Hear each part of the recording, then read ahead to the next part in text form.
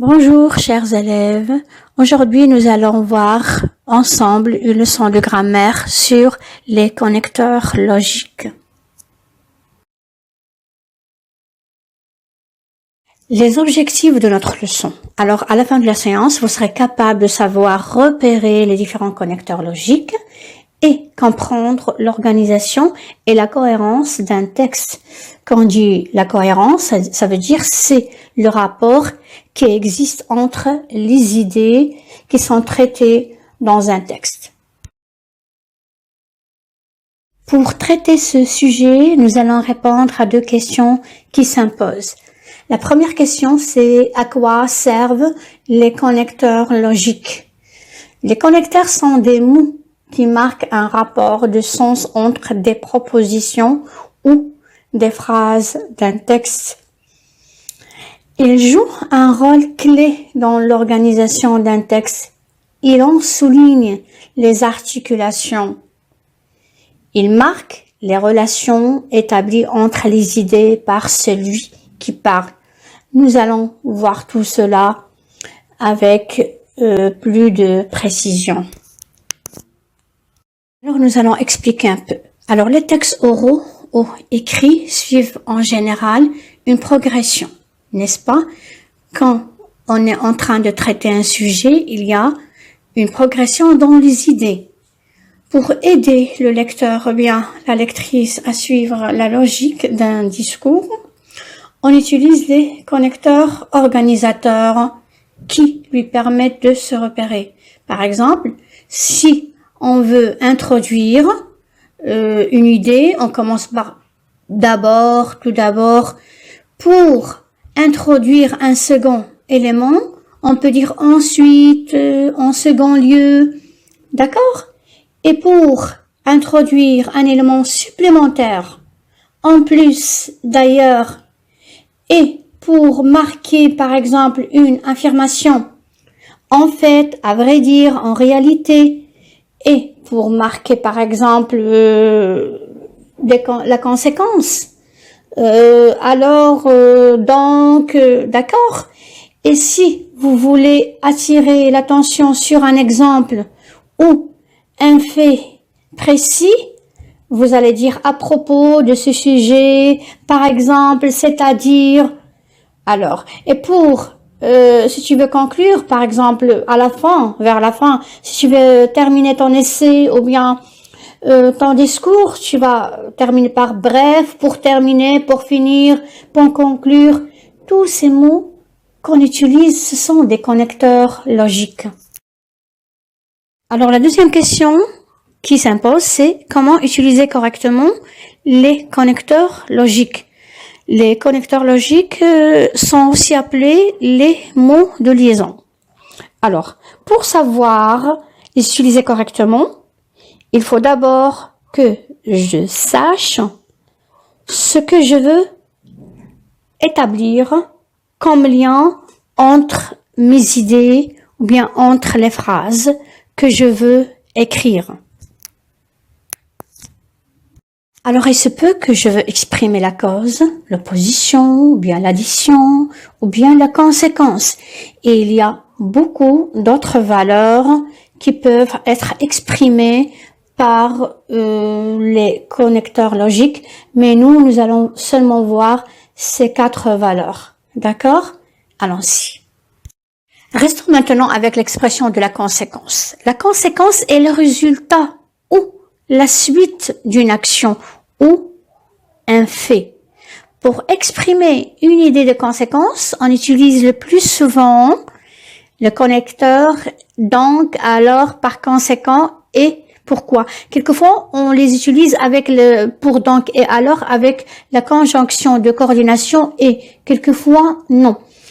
Pour alors, elle est plus utilisée à l'oral et par conséquent, c'est pourquoi elle est plus utilisée à l'écrit. D'accord? Maintenant, restons avec les exemples. Je n'ai rien vu, donc je ne peux rien dire. Alors, je n'ai rien vu. C'est pour cette raison que je ne peux rien dire. Je me suis levé tard, alors je suis arrivé en retard. La conséquence de se lever tard, le résultat, c'est d'arriver en retard. Il n'a rien fait. Par conséquence, il a été déclaré innocent. Alors, le résultat de fait qu'il n'a rien fait, qu'il était innocent. Il y avait un embouteillage, c'est pourquoi il est arrivé en retard. Alors, le résultat de l'embouteillage, c'est l'arrivée en retard. Alors, l'expression de la cause. La cause est la raison, le motif. Pour exprimer une idée de cause, on utilise le plus souvent les connecteurs parce que apostrophe, après les pronoms il, elle, du singulier du pluriel. Car, comme, en effet.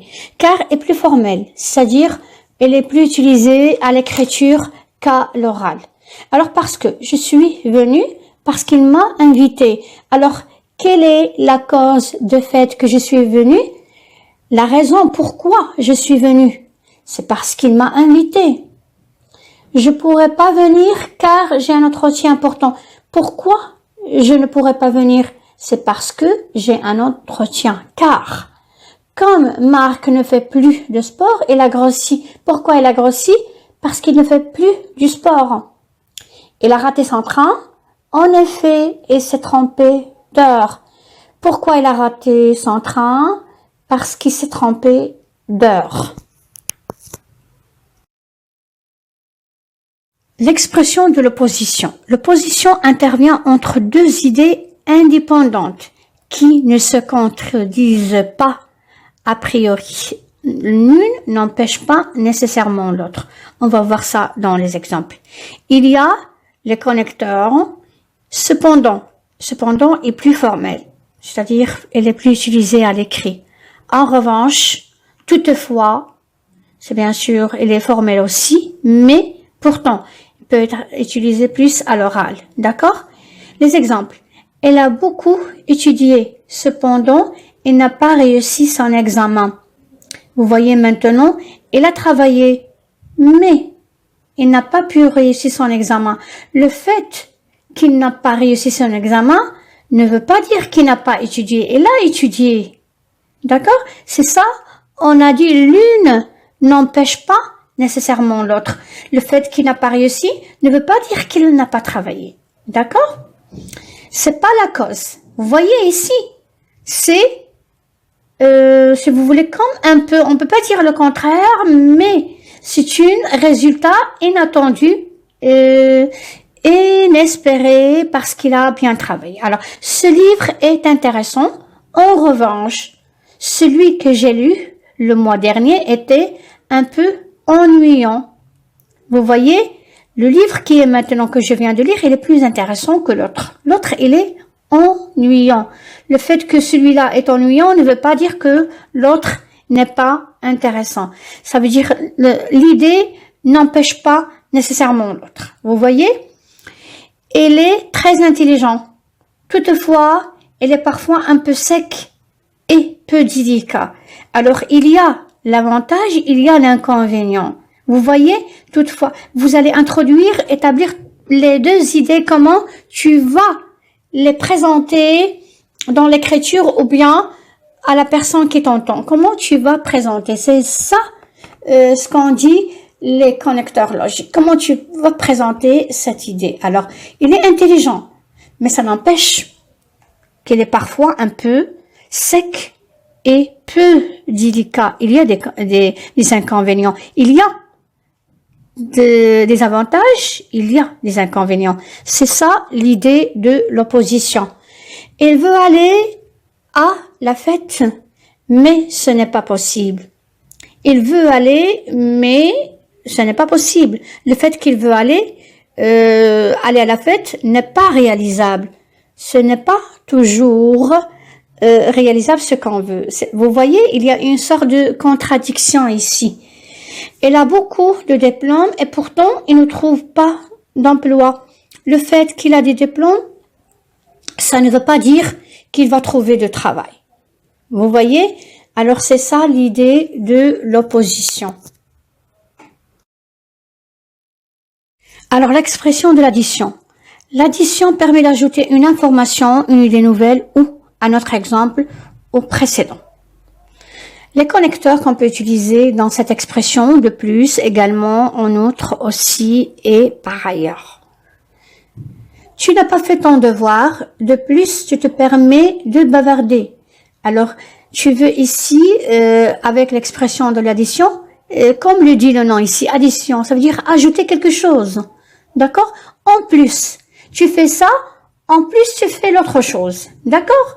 Il y a deux choses qui sont une qui ajoute à l'autre. Alors le fait, alors ici, si vous voulez, la maîtresse, elle est déçue par le fait qu'il n'a pas fait son devoir, et elle est déçue aussi parce qu'il l'élève ne s'arrête pas de bavarder.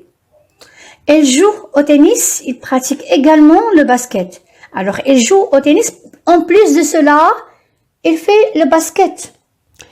Ils sont arrivés à un excellent résultat. En outre, ils sont en avance sur le programme.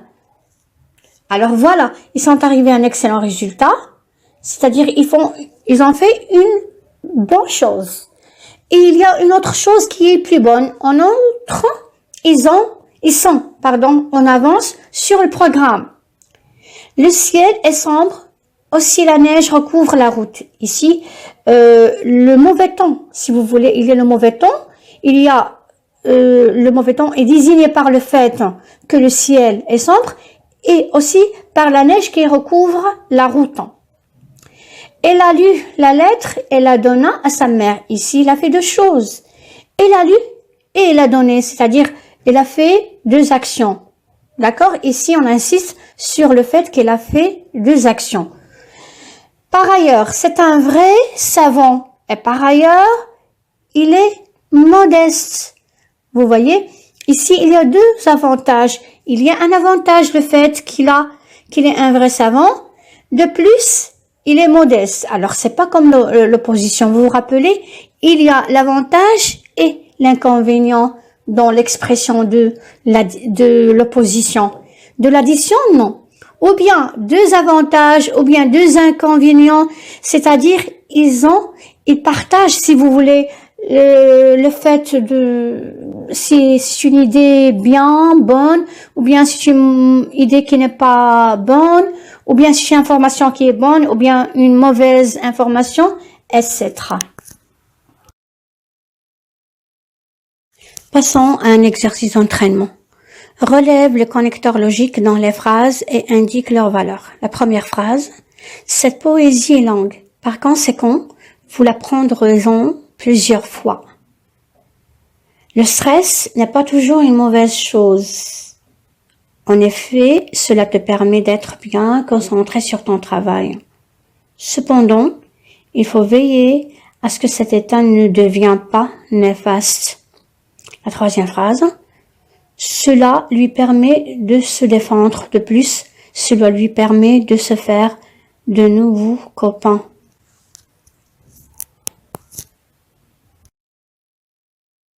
Passons maintenant à la correction. Numéro 1.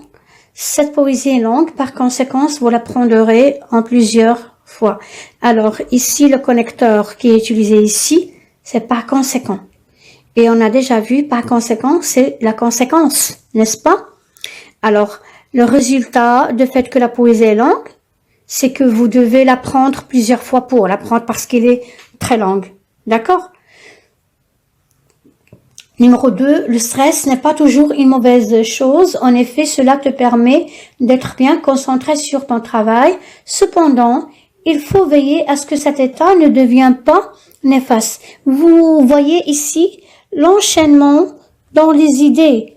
Il y a l'enchaînement, il y a un lien ici entre les idées. Si tu imagine que tu n'as pas utilisé ou bien qu'on n'a pas utilisé le connecteur logique ici. On va essayer de lire la phrase sans connecteur. Le stress n'est pas toujours une mauvaise chose. Cela te permet d'être bien concentré sur ton travail. Il faut veiller à ce que cet état ne devienne pas néfaste. Vous voyez, vous ne pouvez pas suivre l'enchaînement des idées. C'est ça, c'est ça l'importance des connecteurs logiques. D'accord? Alors, on va essayer de continuer notre correction. On a ici en effet. En effet, c'est l'expression de la cause, n'est-ce pas? En effet, c'est la cause, bien sûr. Alors, le fait que le stress n'est pas toujours une mauvaise chose. Pourquoi il n'est pas une mauvaise chose? Parce que cela te permet de faire plus attention et d'être plus attentive dans ton travail. D'accord?